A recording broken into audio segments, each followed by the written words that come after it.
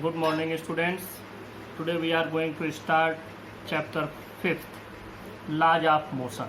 And the first topic in this chapter is Aristotle's fallacy. First, what is fallacy? Fallacy का मतलब होता है एक झूठी बात, झूठा विश्वास या भ्रांत धारणा। ये समझो, ये fallacy का मतलब ये फालसी या फॉल्टी से बना हुआ वर्ड है और इसका मतलब होता है कि एक झूठी बात। तो एरिस्टोटल एक ग्रीक फिलोसोफर थे, तो इन्होंने मोशन पर थोड़ा सा रिसर्च किया और उस रिसर्च को इन्होंने पब्लिश भी किया। और उस समय पब्लिशिंग का कोई बहुत मतलब नहीं होता था, लेकिन फिर भी उन्होंने इस चीज़ को बताया लोगों को। और जब लॉज ऑफ मोशन बनना शुरू हुए कि what are the laws which govern a motion, तो वहाँ पर ये बात ज़रूरी हो जाती है कि हम इनको भी छोड़े नहीं, इनके बारे में भी जान लें। तो it's not a part of your syllabus, but you have to understand what is the Aristotle's fallacy और what is his principle about the motion. तो एरिस्टोटल का जो पूरा कॉन्सेप्ट था, इसको आपको लिखना नहीं है, सिर्फ समझ लेना है। What is Aristotle's fallacy? इसमें उन्होंने ये कहा था कि कोई भी ऑब्जेक्ट जो चल रहा है उसको अपने मोशन को कंटिन्यूअस बनाए रखने के लिए एक एक्सटर्नल फोर्स की ज़रूरत होती है। फॉर एग्जांपल, बहुत इजी एग्जांपल है, आपने झूला देखा होगा। मैं एक पेंडुलम की बात कर लेता हूँ। ये एक पेंडुलम है। अब इसको हम थोड़ा सा यहाँ से इधर की ओर अगर डिस्प्लेस कर देते हैं, यहाँ से इस पॉइंट से हम डिस्प्लेस कर देते हैं, तो ये इस तरह से ऑसिलेशन शुरू कर देगा। यह ऑसिलेट करता रहेगा और थोड़ी देर में आप जानते हैं कि अपने आप ये बंद हो जाएगा।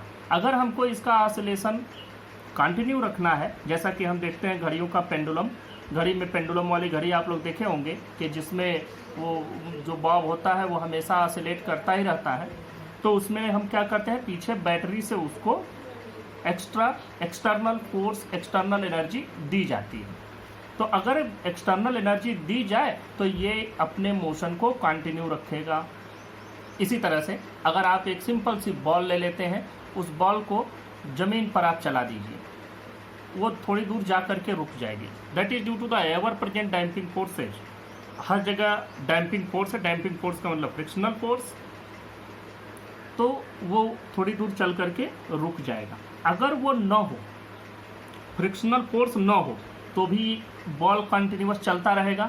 दूसरी चीज़ कि अगर हम बॉल को पीछे से थोड़ा सा एक्सटर्नल एनर्जी और देते जाएं, तो भी वो बॉल कंटिन्यूअस अपने स्पीड में चलता चला जाएगा। तो it was given by the Aristotle's.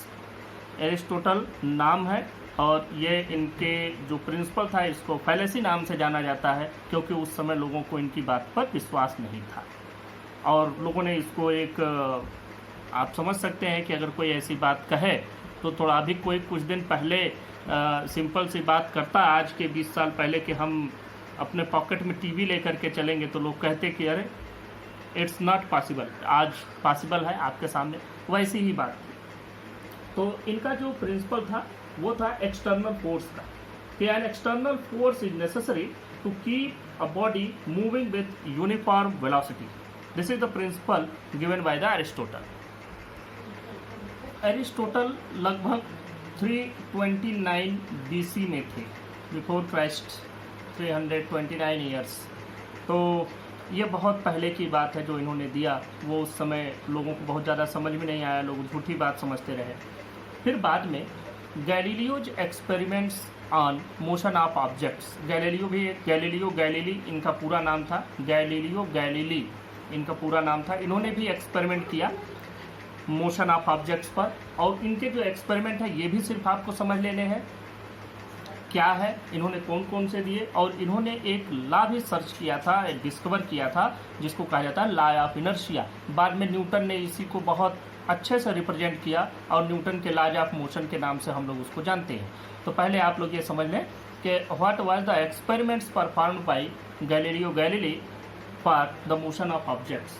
तो इन्होंने एक चीज़ देखा, बड़ी सिंपल सी बातें थी उस समय, जो कि उस समय के लोग ज़्यादा ध्यान नहीं दिए थे। अब आप लोग इस चीज़ को समझने की कोशिश करें। देखो, अगर कोई इंक्लाइंड प्लेन है, कोई भी इंक्लाइंड प्लेन का मतलब तिरछा तल, थोड़ा सा तिरछा, कोई आप कुछ भी रख सकते हैं। अब देखो यहाँ से नीचे यहाँ पूरा प्लेन है। अब एक चीज़ देखो, कोई बॉल यहाँ रख दो और उसको छोड़ दो फ्रीली, कोई पुश पुल कुछ भी नहीं, सिर्फ आप रख करके इसको छोड़ दें, मूव करने दें डाउनवर्ड थ्रू दिस प्लेन, तो ये क्या होगा, जैसे जैसे नीचे आएगा इसकी स्पीड बढ़ती चली जाएगी, इसकी स्पीड बढ़ती चली जाएगी। और अगर इसी को हम यहाँ से मूव कराएं तो क्या होगा, तो इसकी स्पीड धीरे धीरे घटती चली जाएगी। तो अगर वेलोसिटी बढ़ती जाती है तो हम कहते हैं एक्सीलरेशन, और अगर वेलोसिटी घटती जाती है तो हम कहते हैं रिटार्डेशन। तो यहाँ से एक बात समझ में आई कि अगर हम टॉप से किसी चीज़ को छोड़ देते हैं तो जैसे वो डाउनवर्ड आएगा वैसे वैसे उसकी स्पीड एक्सीलरेट होती जाएगी, उसकी वेलोसिटी बढ़ती चली जाएगी। और अगर हम बॉटम टू अप किसी ऑब्जेक्ट को मूव कराते हैं तो उस समय उसकी वेलोसिटी कंटिन्यूअसली ग्रेजुअली डिक्रीज होती जाएगी और वो रिटार्ड होता जाएगा। रिटार्ड मतलब वेलोसिटी कम होना। यहाँ से गैलीलियो के दिमाग में एक बात आई कि अगर हम इसको अपवर्ड या डाउनवर्ड मूव न कराएं, यह प्लेन इस तरह से न हो, इंक्लाइंड न हो, बल्कि ये प्लेन बिल्कुल एक प्लेन जगह हो जहाँ पर पूरा प्लेन हो, तो यहाँ पर अगर ऑब्जेक्ट मूव करे तो वो कांस्टेंट स्पीड से मूव करेगा। देखो अगर इंक्लाइंड प्लेन पर ऊपर जाएगा तो वेलोसिटी घटती जाएगी, इंक्लाइंड प्लेन से नीचे आएगा तो वेलोसिटी बढ़ती जाएगी। और अगर इंक्लाइंड प्लेन न हो, बिल्कुल स्मूथ सरफेस हो, तब आप क्या पाएंगे कि एक कांस्टेंट वेलोसिटी से ये ऑब्जेक्ट चल रहा है। इसी ऑब्जेक्ट को, मोशन को उन्होंने एक और एक्सपेरिमेंट से इसको देखा और उन्होंने दो इंक्लाइंड प्लेन बना लिए इस तरीके का, और दोनों का इंक्लिनेशन मतलब दोनों का जो ये एंगल बन रहा है हॉरिजॉन्टल से वो बिल्कुल सेम रखा। तो एक ऑब्जेक्ट जो यहाँ से उन्होंने छोड़ दिया तो ये अपने लगभग इसी हाइट तक यहाँ पहुँचता है, पूरा हाइट नहीं जाता है, पूरा हाइट नहीं पहुँचेगा जितना है, बिकॉज आप फ्रिक्शनल फोर्स, अगर फ्रिक्शनल फोर्स ना हो तो यहाँ से हम छोड़ें तो बिल्कुल उतनी ही हाइट तक ऊपर भी चला जाएगा। अब अगर हम इसका इंक्लिनेशन थोड़ा सा घटा दें, ध्यान देना, हम इसको इस तरह से कर दें कि थोड़ा सा फ्लैटेंड कर दें, यहाँ तो इसको ऐसे ही रहने देते हैं, यहाँ पर इसको इतना न करके थोड़ा सा इसको और कम कर देते हैं। ये ज़्यादा तिरछा था, ये थोड़ा हमने कम कर दिया, तो ये इसी हाइट तक, जितनी हाइट तक ये पहुंच रहा था उसी हाइट तक इसको पहुंचने के लिए और ज़्यादा डिस्टेंस मूव करना पड़ेगा। जैसे समझो कि पहले अगर ये इतनी डिस्टेंस जा रहा था, इस पर 5 सेंटीमीटर चल रहा था, तो अब उसी हाइट तक पहुंचने के लिए इसको 7 या 8 सेंटीमीटर तक मूव करना पड़ेगा, ये डिस्टेंस इसकी बढ़ जाएगी। अब यहाँ से एक बात और भी समझ में आती है कि अगर हम इसको ऐसे ही रहने दें, यहाँ से हमने ऑब्जेक्ट को छोड़ा था, अब हम इसी को एक तीसरे एक्सपेरिमेंट पर लेकर के चलते हैं। That experiment was also performed by Galileo Galilei, और उन्होंने ये बताया कि अगर इसको हम पूरा फ्लैट ही कर दें विदाउट एनी इंक्लिनेशन, तो ये अगर हम इस ऑब्जेक्ट को यहाँ से छोड़ देते हैं तो ये ऑब्जेक्ट चलता चला जाएगा, और जिस हाइट तक ये पहुँच रहा था, इस हाइट तक पहुँचने के लिए अब इसको इनफाइनाइट डिस्टेंस कवर करना पड़ेगा, मतलब कि it will keep moving with a uniform velocity. तो यहाँ से गैलीलियो ने एक लॉ दिया और उस लॉ को नाम दिया लॉ ऑफ इनर्शिया, जैसे लॉ ऑफ इनर्शिया। तो ये लॉ में उन्होंने ये बताया, लॉ ऑफ इनर्शिया में उन्होंने यही कहा था कि अ body moving with a certain speed along a straight path will continue to move with same speed along the same straight path in the absence of any external force। मतलब यही है कि अगर कोई भी एक्सटर्नल फोर्स न हो तो कोई भी ऑब्जेक्ट किसी स्ट्रेट लाइन पर अगर मूव कर रहा है एक स्ट्रेट पाथ पर, तो वह एक कंटिन्यूअस यूनिफॉर्म वेलोसिटी से मूव करता चला जाएगा। लेकिन उसके लिए एक कंडीशन रखी गई, provided there must be no external force. तो यहाँ से लॉ ऑफ इनर्शिया मिला हमको, and this law was given by the Galileo Galilei. It was first given by the Galileo Galilei and then it was redefined by the Newton. Now we are going to discuss the Newton's law of motion, and before the discussion of Newton's law of motion we will study next topic, that is linear momentum. What is linear momentum? Linear momentum आप लोग पढ़ लें, उसके बाद हम लोग चलेंगे Newton's laws of motion पर। तो देखो लीनियर मोमेंटम का मतलब समझ लो पहले। देखो किसी भी ऑब्जेक्ट में हमको अगर, अब पहले इसको बताने के पहले मैं आपको ये भी बता दूं कि ऊपर मैंने एरिस्टोटल्स फैलेसी बताया, गैलीलियो जो एक्सपेरिमेंट बताया, ये दोनों एक्सपेरिमेंट आपको समझ लेने हैं और दोनों को सिर्फ आपको माइंड में रखना है। ये कॉन्सेप्ट के ये पहले के कॉन्सेप्ट हैं। अब आजकल इनको कहीं विशेष इस पर कोई फार्मूले नहीं बने हुए हैं, लेकिन इन्हीं को लेकर के आगे सारे न्यूटन्स लॉज बने।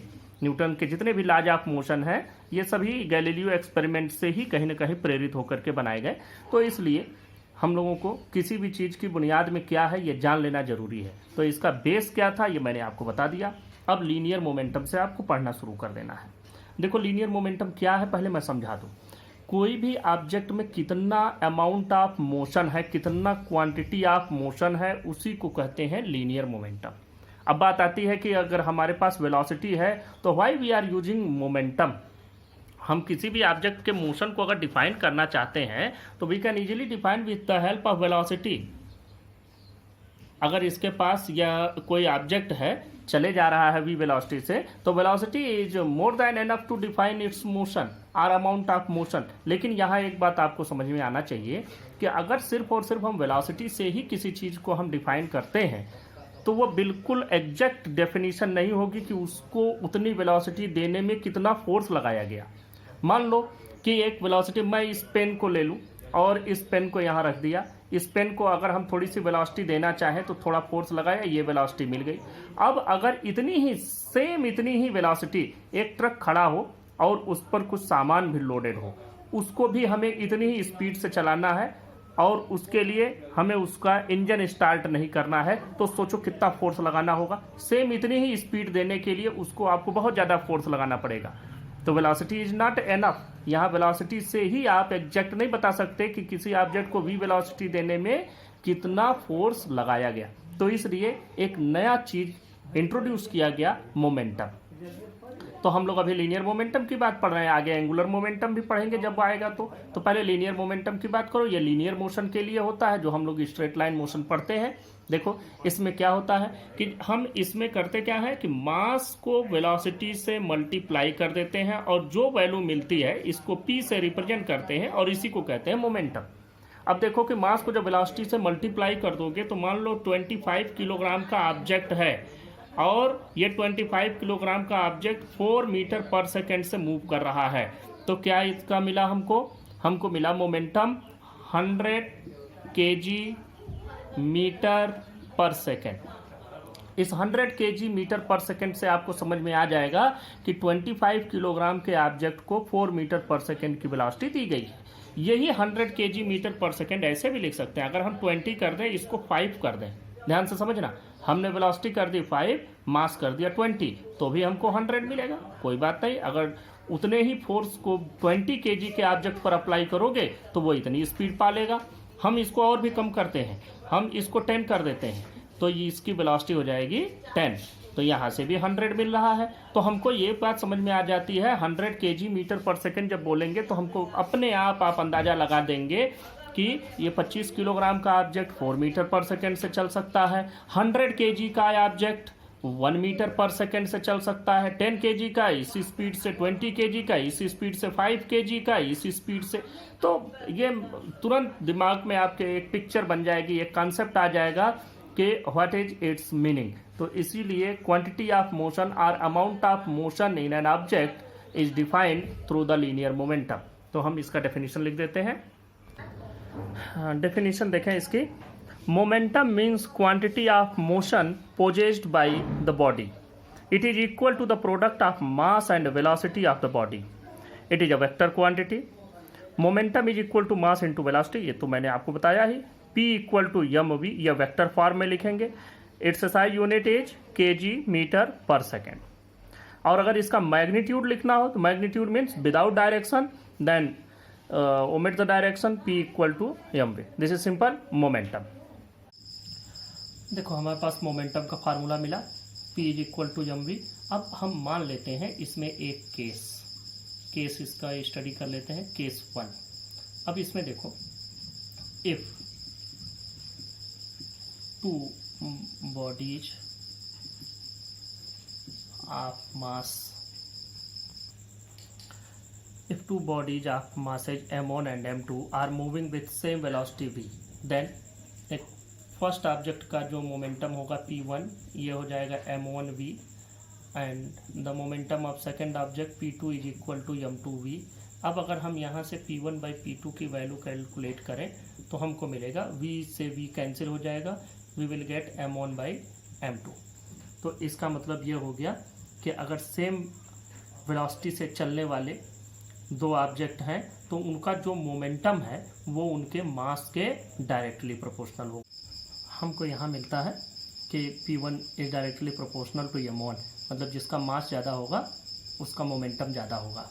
ये उस केस में है जब दो ऑब्जेक्ट की वेलोसिटी सेम हो, तो जिसका मास ज़्यादा उसकी मोमेंटम भी ज़्यादा। तो अगर हम यहाँ पर एक ग्राफ प्लॉट करते हैं तो we will get a straight line. देखो यहाँ पर हम इस पर p ले लिए मोमेंटम और इस पर मास ले लें, तो जैसे जैसे आप मास बढ़ाते जाएंगे वैसे वैसे मोमेंटम भी बढ़ता चला जाएगा, मतलब we will get a straight line. Each of mass m are moving with velocities v1 and v2। Then अब पहले वाले का अगर हम मोमेंटम कैलकुलेट करेंगे तो हमको मिलेगा m v1 and momentum of second object m v2। अगर हम इनका रेशियो निकालें p1 बाई p2 तो m से m cancel v1 by v2। इस केस में अगर दो ऑब्जेक्ट हैं, दोनों का अगर मास सेम है तो उनका जो मोमेंटम होगा वो उनकी वेलोसिटी के डायरेक्टली प्रोपोर्शनल होगा। जिसकी वेलोसिटी ज़्यादा उसका मोमेंटम भी ज़्यादा। अगर हम यहाँ पर वेलोसिटी और मोमेंटम के बीच में ग्राफ प्लॉट करते हैं तो way again find a straight line. ये p हो गया मोमेंटम, ये वेलोसिटी हो गई। ध्यान दो कि इस केस में क्या था कि जिसका मास ज़्यादा होगा उसका मोमेंटम ज़्यादा होगा अगर दोनों की स्पीड सेम है। तो अब दोनों का मास सेम है तो जिसकी वेलोसिटी ज़्यादा होगी उसका मोमेंटम ज़्यादा होगा। तो यहाँ पर we will again find a straight line. तो ये स्ट्रेट लाइन मिलती है इसमें। अब अगर एक तीसरा केस भी लेते हैं, थर्ड केस, जिसमें हम दोनों अलग अलग दिखाते हैं। अब ये थर्ड केस की बात करते हैं। If two objects of masses m1 and m2 are moving with velocities v1 and v2 respectively have same linear momentum, then देखो यहाँ पर मास भी अलग है, वेलोसिटी भी अलग है, लेकिन यहाँ एक चीज़ दिया है कि लीनियर मोमेंटम सेम है। तो इसका मतलब कि p1 will be equal to p2 और इसका मतलब m1 v1 equal to m2 v2। और इसका मतलब ये हो जाएगा कि अगर हम m1 बाई m2 कैलकुलेट करें तो हमको मिलेगा v2 बाई v1। इस केस में हमको क्या मिलता है कि अगर दो ऑब्जेक्ट हैं, दोनों का सेम मोमेंटम है, तो उस केस में जो उनका वेलोसिटी होगा, जो उनका मास होगा, वो वेलोसिटी के इन्वर्सली प्रोपोर्शनल होगा। मतलब कि जिसका मास ज़्यादा होगा वेलोसिटी उसकी ज़्यादा होगी, या हम इसको ऐसे भी कह सकते हैं कि जिसका मास कम होगा उसकी वेलोसिटी ज़्यादा और जिसका मास ज़्यादा उसकी वेलोसिटी कम। तो हम अगर इसके बीच में एक ग्राफ प्लॉट करें तो हम देखें इस तरह का ग्राफ मिलता है। मास और वेलोसिटी का हमको यहाँ पर ग्राफ बनाना पड़ेगा। ध्यान से देखो, हम बना लिया एक्सिस। अब ध्यान से देखो, अगर हम इस पर वेलोसिटी बना दें और इस पर मास बना दें तो हमको क्या मिलेगा। हम यहाँ पर पाएंगे कि वेलोसिटी, अगर ये मोमेंटम है तो अगर वेलोसिटी कम हो रही है किसी चीज़ की तो समझो उसका मास ज़्यादा है। इस तरह का हमको ग्राफ मिलेगा। इस तरह से हम ग्राफ पाएंगे। मतलब ये है कि मास और वेलोसिटी का प्रोडक्ट हमेशा सेम बना रहेगा। वेलोसिटी कम होती जाएगी, मास कम होता जाएगा, तो मतलब कि वेलोसिटी बढ़ती जाएगी। देखो मास कम है तो वेलोसिटी ज़्यादा है, वेलोसिटी कम है तो मास ज़्यादा है। ये रिलेशन मिलता है इसमें। आगे बढ़ने के पहले एक और कॉन्सेप्ट देख लेते हैं, इनर्शिया। इनर्शिया की डेफिनेशन मैंने लिख दी है। The inherent property of all objects that they do not change their state of rest or of uniform motion along a straight line path unless acted upon by an external force is called inertia। There are 3 types of inertia. इसको समझो। यह एक inherent property, inherent property का मतलब होता है पैतृक गुण, अनुवांशिक गुण। तो ये इनहेरेंट प्रॉपर्टी मतलब हर एक ऑब्जेक्ट में ये प्रॉपर्टी होती है, ये उनको मिली होती है। इसके लिए हमें कोई एक्सटर्नल रीजन से ये प्रॉपर्टी नहीं पैदा करनी होती है, ये सब में होती है। अब देखो, इवन इलेक्ट्रॉन, प्रोटॉन, न्यूट्रॉन तक में इनर्शिया होती है। तो ये जो इनर्शिया है, इनर्शिया पहली बात तो इनहेरेंट प्रॉपर्टी है, और यह वह प्रॉपर्टी है जिसके कारण कि कोई भी ऑब्जेक्ट अपने करंट स्टेट को चेंज नहीं करने देना चाहता। मतलब कि अगर वो रेस्ट में है तो रेस्ट में रहना चाहेगा, अगर मोशन में है, यूनिफॉर्म मोशन में, हम लोग यहाँ यूनिफॉर्म मोशन की बात कर रहे हैं, अगर यूनिफॉर्म मोशन में है तो वो उस मोशन में रहता है, और तब तक चेंज नहीं करता है अपने स्टेट को जब तक कि उस पर कोई एक्सटर्नल फोर्स ना एग्जर्ट कर दिया जाए। यह इनर्शिया का कॉन्सेप्ट हो गया। तो यहाँ पर 2 बातें आ रही हैं। एक तो बात आ रही है रेस्ट, और दूसरी बात आ रही है यूनिफॉर्म मोशन। और जब मोशन की बात आ रही है तो यहाँ एक बात और भी कही जा रही है, along a straight line, straight line path की बात की जा रही है। मतलब यहाँ से हमें 3 कॉन्सेप्ट और मिलते हैं कि जो इनर्शिया है, इनर्शिया 3 तरह की हमको मिलेगी। पहली इनर्शिया तो होगी जो रेस्ट की होगी, दूसरी इनर्शिया होगी मोशन की होगी, और तीसरी इनर्शिया इस स्ट्रेट लाइन से पाथ से मिलेगा। इसका मतलब कि जिस लाइन पे, जिस डायरेक्शन में ऑब्जेक्ट चल रहा है उसी डायरेक्शन में चलता रहेगा, वह अपने डायरेक्शन ऑफ मोशन को चेंज नहीं करेगा जब तक कि उस पर कोई एक्सटर्नल फोर्स लगा करके उसके डायरेक्शन को चेंज न किया जाए। तब तक वह उसी लाइन पर, उसी पाथ पर आगे बढ़ता रहेगा। अब देखो, 3 टाइप्स ऑफ इनर्शिया यहीं से शुरू हो जाती है। इनर्शिया ऑफ रेस्ट, तो यहाँ से हमको मिलता है क्या कि वह कोई भी ऑब्जेक्ट की वह प्रॉपर्टी जिसके कारण कि वह अपने रेस्ट के कंडीशन में चेंज नहीं करने देना चाहता, उसको हम कहते हैं inertia of rest. The inability of a body not to change by itself its position of rest. और दूसरी चीज देखो, दूसरी बात यहाँ पर इनर्शिया ऑफ मोशन की बात की गई है। मतलब कि कोई ऑब्जेक्ट मोशन में है तो वो अपने मोशन को चेंज नहीं करने देना चाहेगा जब तक कोई फोर्स न लगाया जाए। इसको भी यहीं पर मैंने इसी के सिमिलर लिखा है, the inability of a body not to change by itself its state of uniform motion along a straight line. और तीसरी बात जो इस स्ट्रेट लाइन से मिलती है वो है इनर्शिया ऑफ डायरेक्शन। इसका मतलब यह है कि the inability of a body not to change its direction of motion. ये 3 टाइप के इनर्शिया हो गए, और इन 3 टाइप की इनर्शिया पर ही न्यूटन ने अपना फर्स्ट लॉ दिया, जिसको हम लोग लॉ ऑफ इनर्शिया के नाम से भी जानते हैं।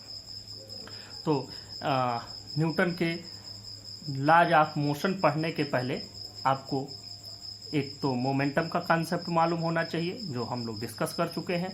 दूसरा इनर्शिया का कॉन्सेप्ट मालूम होना चाहिए, और तीसरा एक और कॉन्सेप्ट हमें पता होना चाहिए, और वो है फोर्स का कॉन्सेप्ट। तो अब हम फोर्स पर चलते हैं। What is force? और फोर्स का जो भी डेफिनेशन बनना है वो इसी इनर्शिया के कॉन्सेप्ट से ही हमको मिलता है। इनर्शिया का कॉन्सेप्ट हमको, या जो न्यूटन का फर्स्ट लॉ ऑफ मोशन है, वह हमको फोर्स का एक क्वालिटेटिव डेफिनेशन भी देता है। क्वालिटेटिव डेफिनेशन का मतलब यह हो गया कि वह फोर्स को डिफाइन करने में बताता है कि व्हाट इज फोर्स। यहाँ से आपको वो एक्सटर्नल रीजन की जो बात कही जा रही है कि it can not change its state of rest और motion unless acted upon by an external force. तो एक्सटर्नल काज या एक्सटर्नल रीजन, उसी एक्सटर्नल रीजन को ही फोर्स कहेंगे। तो फोर्स की डेफिनेशन हमको यहीं से मिल जाती है। क्या डेफिनेशन मिलेगी? वो ये मिलती है कि फोर्स वह रीजन है जो कि किसी ऑब्जेक्ट के स्टेट को चेंज करे, उसी को तो हम फोर्स मानेंगे, क्योंकि हर एक ऑब्जेक्ट इनर्शिया के कारण अपने स्टेट ऑफ रेस्ट या स्टेट ऑफ मोशन में चेंज नहीं होने देना चाहता। तो जो रीजन या जो चीज किसी भी ऑब्जेक्ट के स्टेट ऑफ रेस्ट को मोशन में ले आए, या मोशन को रेस्ट में ले आए, या डायरेक्शन को चेंज करे, उसी को हम लोग फोर्स कहेंगे। अच्छा, एक चीज और भी, फोर्स पढ़ने के पहले एक चीज और भी समझ लो कि ये इनर्शिया हम मेजर किससे करते हैं, कैसे जानते हैं कि किसमें कितनी इनर्शिया है।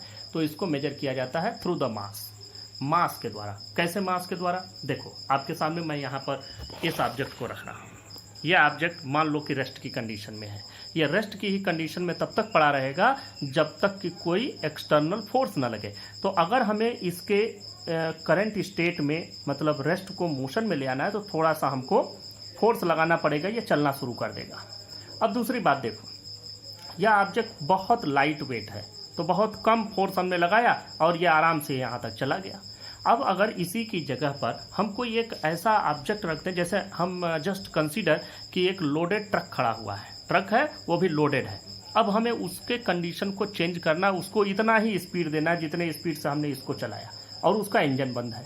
हमको सिर्फ पुश करके, फोर्स लगा करके इतना ही स्पीड ले आनी है, इसी स्पीड से उसको हमको मूव कराना है। तो आप सोचिए उसके लिए हमको फोर्स ज़्यादा लगाना पड़ेगा। तो यहाँ पर हमको एक बात सीधे समझ में आ रही है कि इसका मास कम है तो इसकी इनर्शिया कम है, या अपने करंट स्टेट में चेंज करने के लिए कम ही फोर्स पर चेंज हो जाएगा। जबकि वहाँ मास ज़्यादा है तो उसके स्टेट को चेंज करने के लिए हमको ज़्यादा फोर्स लगाना पड़ रहा, मतलब उसकी इनर्शिया ज़्यादा है, इसकी इनर्शिया कम है क्योंकि इसका मास कम है, उसकी इनर्शिया ज़्यादा है क्योंकि उसका मास ज़्यादा है। मतलब inertia is measured through the mass, mass से ही हम इनर्शिया को मेजर करते हैं। अब आते हैं फोर्स पर। फोर्स को समझो, हम पहले डेफिनेशन लिखते हैं। देखो, it is an external effort या काज, काज मतलब reason, which changes or tends to change the state of rest or of uniform motion or direction of motion of a body.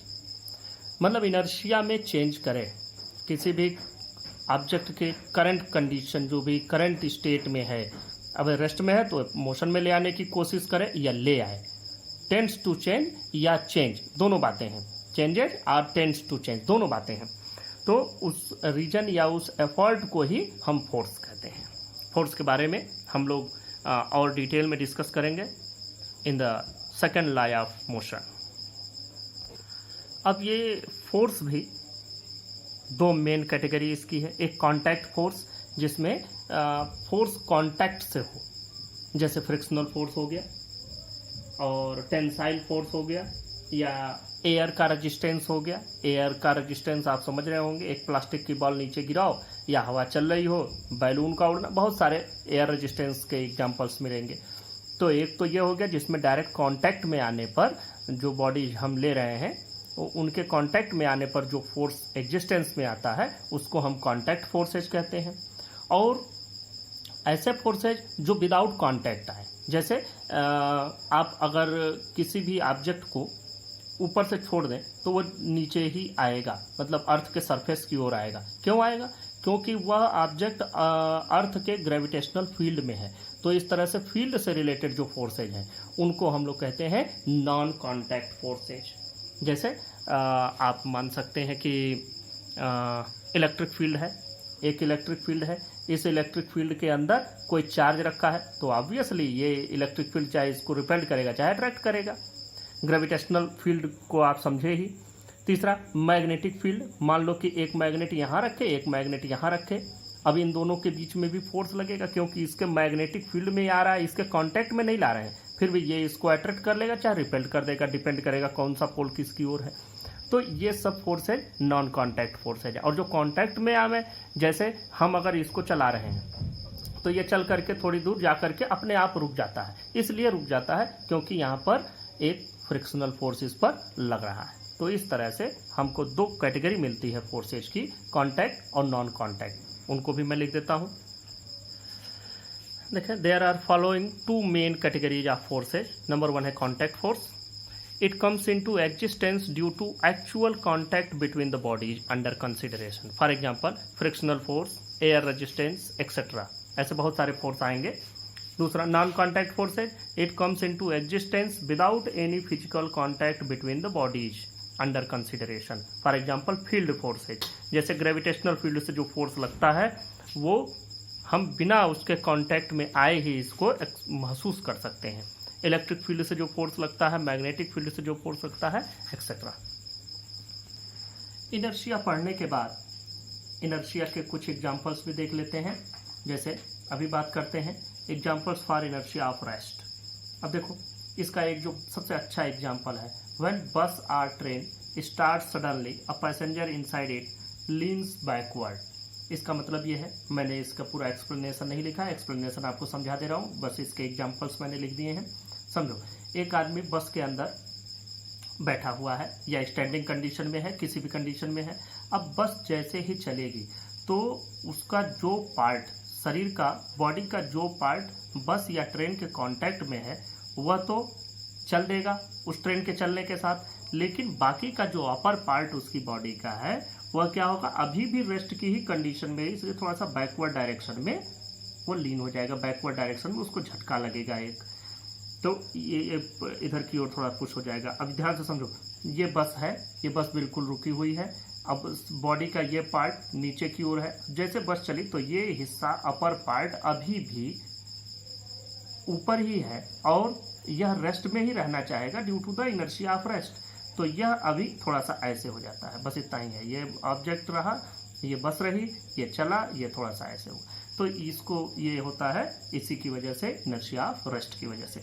दूसरा है when a hanging carpet is beaten with a stick dust particles are cleared. एक carpet को आप कहीं टांगे हुए हैं और उसको किसी भी स्टिक से अगर आप उसको पीट रहे हैं तो आप देखते हैं कि उसमें से डस्ट पार्टिकल निकलना शुरू हो जाते हैं। क्यों? जब हम उसको पीटे तो सडनली उस पर उसको थोड़ा सा मोशन में ले आया, सडनली ले आया, बहुत तेजी से वो थोड़ा सा मोशन में आया, और जो उसमें डस्ट पार्टिकल है वो तो अभी भी रेस्ट में है, तो वो डिटैच हो जाते हैं, उससे अलग हो जाते हैं। दूसरा है when we shake a branch of mango tree the mangoes fall down. ये दोनों के बाद तीसरा आपके समझ में आ गया होगा कि अब मैंगो ट्री में मैंगो लटके हुए हैं, आपको समझ में आ रहा है कि ये दोनों के दोनों ट्री मतलब ब्रांच और फ्रूट्स वो दोनों के दोनों ही रेस्ट की कंडीशन में है।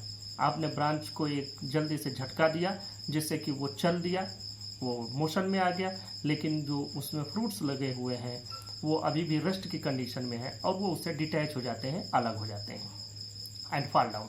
तो ये 3 एग्जाम्पल मैंने लिखे, और भी बहुत ढेर सारे एग्जाम्पल्स बनते हैं, वो सभी आप लोग देख लीजिएगा इसके एग्जाम्पल्स। तो ये हो गए 3 एग्जाम्पल्स। अब हम चलते हैं example for the inertia of motion की बात करते हैं। अब ये कुछ एग्जाम्पल इनर्शिया ऑफ मोशन के। पहला मैंने एग्जाम्पल लिखा, बस वाला ही example, when bus or train stops suddenly a passenger inside it leans forward. अब ये देखो कि अगर बस चल रही है और वो अचानक से रुक गई, तो चूंकि आपकी बॉडी का हर एक पार्ट चल रहा होता है उस बस की स्पीड से, लेकिन जब वो बस रुकी तो आपकी बॉडी का लोअर पार्ट जो बस के कांटेक्ट में है वह तो तुरंत इसी बस के साथ ही रेस्ट में आ गया, लेकिन अपर पार्ट अभी भी चल ही रहा है, तो ये थोड़ा सा बस के ऐसे अचानक से रुक गई तो ये थोड़ा सा आगे की ओर इसको झटका लगेगा या आगे की ओर थोड़ा सा खिसक जाएगा। दूसरा है an athlete runs some distance before taking a long jump. अब देखो लॉन्ग जंप करनी है तो ये जनरली फास्ट बॉलर के भी साथ ये चीज़ आती है।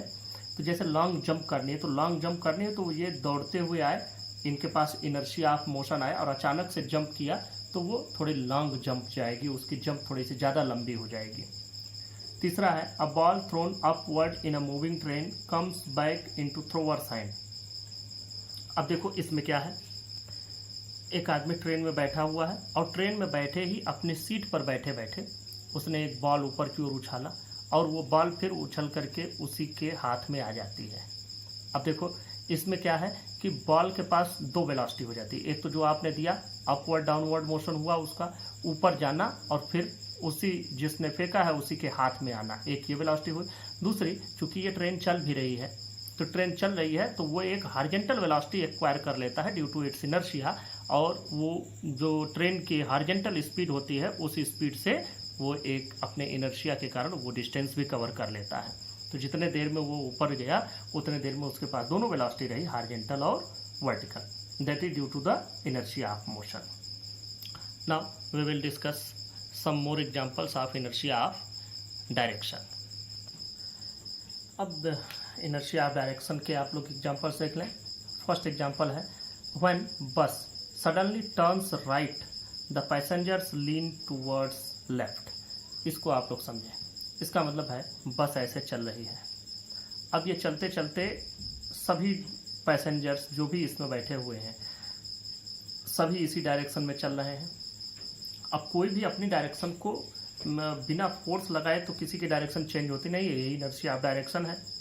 अब ये बस अगर टर्न हो गई इस डायरेक्शन में तो आपकी बॉडी का वो पार्ट जो इस बस के कांटेक्ट में है वो तो टर्न हो गया, लेकिन बॉडी का अपर पार्ट अभी भी आपका इसी डायरेक्शन में चल रहा है। तो जैसे ये टर्न हुई, आप थोड़ा सा इसके अपोजिट डायरेक्शन में लीन होते हैं, थोड़ा सा अपोजिट डायरेक्शन में झुक जाते हैं, झटका लगता है। दूसरा एग्जांपल देखो, mud flying tangentially to the tyre of a car. इसको समझो, ये बड़ा अच्छा एग्जांपल है कि देखो एक कोई व्हीकल है, उसके टायर पर अगर मड लग गया, कीचड़ लगा हुआ है, तो जब ये ऐसे चलता है तो आप देखोगे मड गार्ड भी लगा रहता है यहीं पर।